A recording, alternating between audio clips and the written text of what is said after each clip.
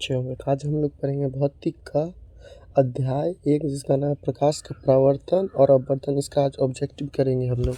तो आप लोग के सामने पहला क्वेश्चन था, फोकस दूरी 20 सेंटीमीटर के अवतल दर्पण की वक्रता त्रिज्या क्या होगी। तो इसका आंसर हो जाएगा, ये होगा 15 सेंटीमीटर, 10 सेंटीमीटर, 40 सेंटीमीटर, 60 सेंटीमीटर। इसका आंसर हो जाएगा तो 40 सेंटीमीटर के लिए। कांच की एक समतल पट्टिका पर श्वेत किरण तिरछी आपतित होती है। निम्नलिखित में से कौन सा प्रथम अपवर्तन के साथ घटित होगा। विचलन, पूर्ण परावर्तन, वर्ण विक्षेपण, इनमें से सभी। इसका आंसर हो जाएगा तो विचलन होगा। उत्तल दर्पण में आवर्धन का महत्तम मान होता है बच्चों, ये 2 होगा, 1 होगा, 1/2 होगा या अनंत होगा। तो इसका आंसर हो जाएगा बच्चों 1। किसी वस्तु का अवतल दर्पण द्वारा बना प्रतिबिंब आभासी सीधा वस्तु से बड़ा पाया गया तो वस्तु की स्थिति कहाँ होनी चाहिए। तो बच्चों वक्रता केंद्र के बाहर, मुख्य फोकस तथा वक्रता केंद्र के बीच में, वक्रता केंद्र पर, दर्पण के ध्रुव तथा मुख्य फोकस के बीच में। तो इसका आंसर हो जाएगा बच्चों डी, दर्पण के ध्रुव तथा मुख्य फोकस के बीच पर। फोकस, 5वां क्वेश्चन बच्चों, फोकस दूरी 10 सेंटीमीटर के अवतल दर्पण द्वारा उत्पन्न आवर्धन धनात्मक होगा यदि वस्तु दूरी का मान 10 सेंटीमीटर से अधिक हो, 20 सेंटीमीटर हो, 10 सेंटीमीटर से कम हो, इनमें से कोई नहीं। तो इसका आंसर हो जाएगा बच्चों सी, 10 सेंटीमीटर से कम हो।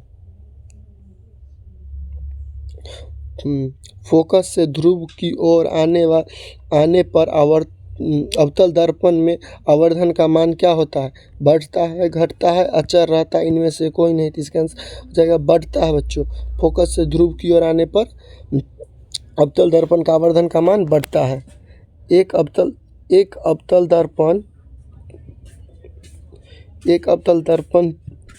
दर्पण के प्रधान अक्ष पर चलती चींटी की प्रतिबिंब सीधी है तथा बढ़ता जा रहा है। चींटी की गति की दिशा है फोकस से वक्रता केंद्र की ओर, फोकस से ध्रुव की ओर, ध्रुव से फोकस की ओर, इनमें से कोई नहीं। तो इसका राइट आंसर हो जाएगा बच्चों बी नंबर, फोकस से ध्रुव की ओर।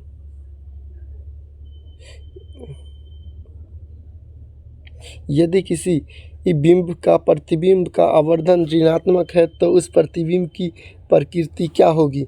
वास्तविक, उल्टा, आभासी, सीधा, आभासी, उल्टा, वास्तविक और सीधा। इसका आंसर हो जाएगा बच्चों ए ना, वास्तविक और उल्टा। यदि अवतल दर्पण का निचला आधा भाग टूट जाए तो प्रतिबिंब होगा, सीधा बनेगा, आधा बनेगा, कम तीव्र बनेगा, इनमें से कोई नहीं। कम तीव्र बनेगा बच्चों।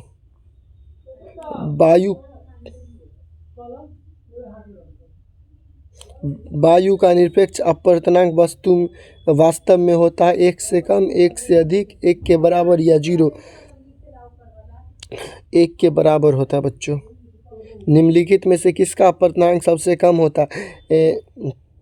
तारपीन का, बेंजीन का, पानी का या केरोसिन का। तो इसका आंसर हो जाएगा बच्चों ए का, तारपीन का सब अपवर्तनांक सबसे कम होता है।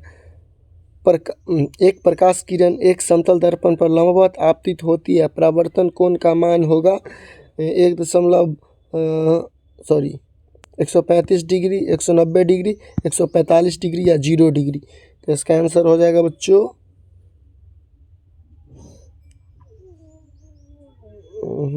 D, 0 degree.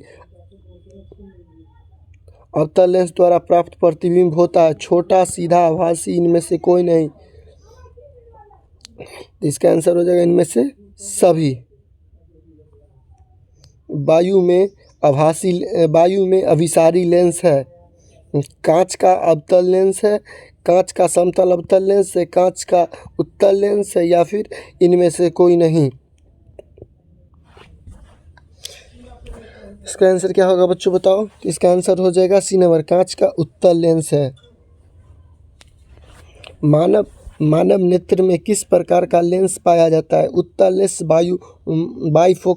फोकल लेंस, अवतल लेंस, बेलनाकार लेंस। तो इसका आंसर क्या हो जाएगा बच्चों? तो उत्तल लेंस बच्चों। प्रकाश की किरणों को मोड़ने की क्षमता को कहते हैं लेंस की क्षमता, लेंस की क्षमता का व्युत्क्रम, लेंस की समझन क्षमता, इनमें से कोई नहीं। तो इसका आंसर हो जाएगा बच्चों लेंस की क्षमता। जल की एक गोलीय बूंद में व्यास के अनुदिश अपतित प्रकाश किरण की कितनी बार अपवर्तन होगा? 4 बार, 3 बार, 2 बार या 1 बार? तो इसका आंसर क्या हो जाएगा बच्चों? बी, 3 बार। लेंस में मुख्य फोकस की संख्या होती है 1, 2, 3 या फिर इनमें से कोई नहीं। तो इसका आंसर हो जाएगा बच्चों बी, 2। समतल दर्पण द्वारा बना प्रतिबिंब होता है वास्तविक, काल्पनिक या वास्तविक और काल्पनिक दोनों या इनमें से कोई नहीं। तो इसका आंसर हो जाएगा बच्चों बी नंबर, काल्पनिक होता है। समतल दर्पण द्वारा बना प्रतिबिंब काल्पनिक होता है। सरल सूक्ष्मदर्शी में किसका उपयोग होता है? अवतल दर्पण का, उत्तल दर्पण का, अवतल लेंस का, उत्तल लेंस का। क्या आंसर हो जाएगा बच्चों इसका? डी, उत्तल लेंस का। अवतल दर्पण में आवर्धन काल्पनिक प्रतिबिंब बनाने के लिए वस्तु को कहाँ रखा जाता है? फोकस और ध्रुव के बीच, वक्ता केंद्र से परे फोकस पर, या वक्ता केंद्र पर फोकस के बीच में। इसका आंसर क्या हो जाएगा बच्चों? फोकस और ध्रुव के बीच रखा जाता है प्रतिबिंब बनाने के लिए आवर्धन पर। किस दर्पण की फोकस दूरी चिन्हों की परिपाटी के अनुसार ऋणात्मक मानी जाती है? समतल दर्पण का, अवतल दर्पण का, उत्तल दर्पण का या इनमें से कोई नहीं? इसका आंसर क्या हो जाएगा बच्चों? सी, उत्तल दर्पण का। निम्नलिखित में से किस लेंस को अपसारी लेंस कहते हैं? अवतल लेंस को, उत्तल लेंस को, उत्तल अवतल दोनों को या फिर बाइफोकल लेंस को? तो इसका आंसर क्या हो जाएगा बच्चों? ए, अवतल लेंस को। एक अपसारी किरण पुंज समतल दर्पण पर आपतित होती है, परिवर्तित किरण पुंज होगा। अपसारी, अभिसारी, समांतर या इनमें से कोई नहीं। 24 का आंसर क्या हो जाएगा बच्चों? बताओ। इसका आंसर हो जाएगा अभिसारी। किसी समतल दर्पण द्वारा आवर्धन होता है प्लस का 1, माइनस का 1, 0 या फिर इनमें से कोई नहीं। तो इसका आंसर हो जाएगा बच्चों प्लस का 1।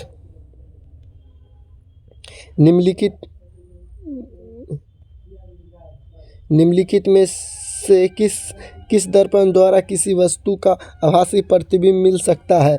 समतल दर्पण द्वारा, उत्तल दर्पण द्वारा, अवतल दर्पण द्वारा, इनमें से सभी। इसका राइट आंसर क्या हो जाएगा बच्चों? 26 का राइट आंसर हो जाएगा डी, इनमें से सभी। आकाश का नीला रंग होना किस परिपाटी का परिणाम है? परावर्तन, अपवर्तन, परिकिरणन, इनमें से कोई नहीं। तो इसका आंसर हो जाएगा बच्चों परिकिरणन। विरल माध्यम से सघन माध्यम में जाती हुई किरण मुड़ जाती है अभिलंब की ओर, अभिलंब से दूर या अभिलंब के साथ संपाती या इनमें से कोई नहीं। 28 का आंसर क्या हो जाएगा बच्चों? ए, अभिलंब की ओर। निम्नलिखित में से किस लेंस को फोकस दूरी धनात्मक होती है? उत्तल लेंस की, समतल लेंस की, अवतल लेंस की या इनमें से कोई नहीं। तो इसका आंसर क्या हो जाएगा बच्चों? ए नंबर हो जाएगा इसका आंसर। उत्तल लेंस की फोकस दूरी धनात्मक हो जाती है। चिन्हों की निर्देशांक परिपाटी में धनात्मक फोकस दूरी होती है। उत्तल लेंस की, उत्तल दर्पण की, अवतल दर्पण की। तो इसका आंसर हो जाएगा बच्चों, हाँ इसका आंसर क्या हो जाएगा बच्चों? बताओ। डी नंबर, ए और बी दोनों का। उत्तल लेंस, उत्तल दर्पण। निर्देशांक चिन्ह परिपाटी में सभी दूरियां मापी जाती है। वक्ता केंद्र से, ध्रुव से, फोकस से, इनमें से कोई नहीं। तो इसका आंसर क्या हो जाएगा बच्चों? बी नंबर, ध्रुव से। सगर निम्नलिखित में से कौन सा पदार्थ लेंस बनाने के लिए प्रयुक्त नहीं किया जा सकता है? जल, कांच, प्लास्टिक या मिट्टी? 33 नंबर का आंसर क्या हो जाएगा बच्चों? डी, मिट्टी का उपयोग हम लेंस बनाने में नहीं कर सकते। एक उत्तल लेंस की क्षमता 1 डायोप्टर है तो उस लेंस की फोकस दूरी क्या हो जाएगी बच्चों? 10 सेंटीमीटर, प्लस का 10 सेंटीमीटर, माइनस का 10 सेंटीमीटर, या फिर प्लस का 100 सेंटीमीटर या माइनस का 100 सेंटीमीटर। तो इसका आंसर हो जाएगा बच्चों सी, प्लस का 100 सेंटीमीटर।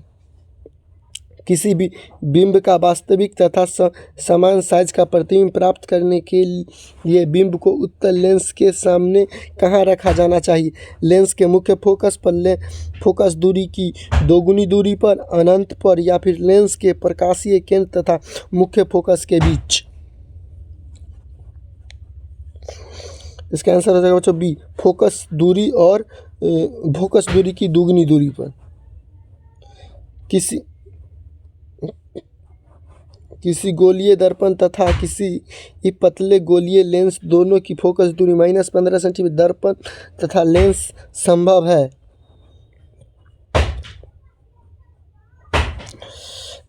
दोनों अवतल होगा, दोनों उत्तल होगा, अवतल दर्पण अवतल और लेंस उत्तल, दर्पण उत्तल और लेंस अवतल। इसका आंसर हो जाएगा बच्चों ए नंबर, दोनों अवतल होगा।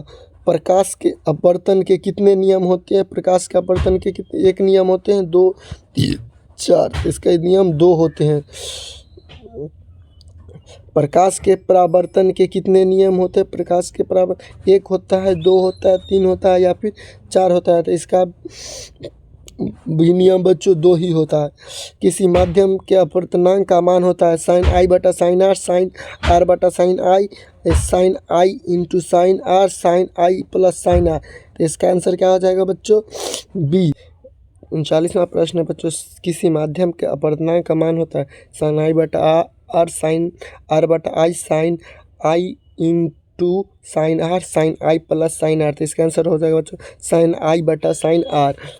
एक उत्तल लेंस होता है सभी जगह समान मोटाई का, बीच की अपेक्षा किनारे पर मोटाई, किनारे की अपेक्षा बीच में मोटाई, इनमें से कोई नहीं। तो इसका आंसर क्या हो जाएगा बच्चों? सी नंबर, किनारे की अपेक्षा बीच में मोटाई हो जाता है। अवतल लेंस का आवर्धन m बराबर होता है u बटा v, v into you, u plus v या v बटा u। तो इसका आंसर क्या हो जाएगा बच्चों? डी नंबर, इसका आंसर v बटा u। गोलीय दर्पण में फोकसांतर एवं वक्रता त्रिज्या के बीच संबंध होता है r बराबर 2f, f बराबर r, f बराबर 2 बटा r या r बराबर 2/f। इसका आंसर क्या हो जाएगा बच्चों? r बराबर 2f।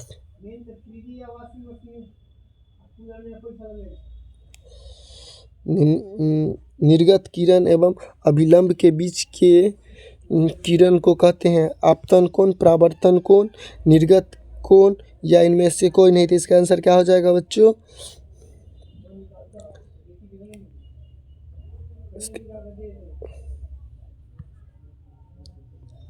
इसका आंसर हो जाएगा बच्चों 43 नंबर का। 43 नंबर का आंसर हो जाएगा बच्चों सी, निर्गत कोण।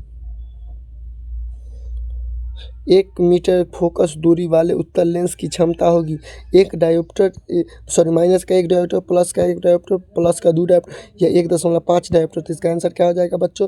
44 का हो जाएगा बी, प्लस का 1 डायोप्टर। किसी अवतल दर्पण द्वारा काल्पनिक सीधा और तथा अवधित प्रतिबिंब बनाता है जब वस्तु स्थिर होता है दर्पण तथा उसके फोकस के बीच, फोकस तथा वक्ता केंद्र के बीच, वक्ता केंद्र से परे। इसका आंसर क्या हो जाएगा बच्चों 45 का? ये हो जाएगा दर्पण तथा उसके फोकस के बीच। किसी दर्पण द्वारा प्रतिबिंब सीधा एवं छोटा होता है उत्तल दर्पण किसी दर्पण द्वारा प्रतिबिंब सीधा एवं छोटा होता है। उत्तल दर्पण द्वारा, अवतल दर्पण द्वारा, समतल दर्पण, इनमें से कोई नहीं। तो 46 का आंसर क्या हो जाएगा बच्चों? ए, उत्तल दर्पण द्वारा। अवतल दर्पण है अभिसारी, अपसारी, अभिसारी तथा अपसारी, दोनों इनमें से कोई नहीं थे। 47 का आंसर हो जाएगा बच्चों बी, अपसारी। उत्तल दर्पण से बना प्रतिबिंब होता है काल्पनिक एवं छोटा, काल्पनिक एवं आवर्धित, वास्तविक एवं छोटा, वास्तविक एवं आवर्धित। 48 का हो जाएगा बच्चों सी, वास्तविक एवं छोटा। उत्तल दर्पण से बना प्रतिबिंब कैसे होता है? वास्तविक और छोटा।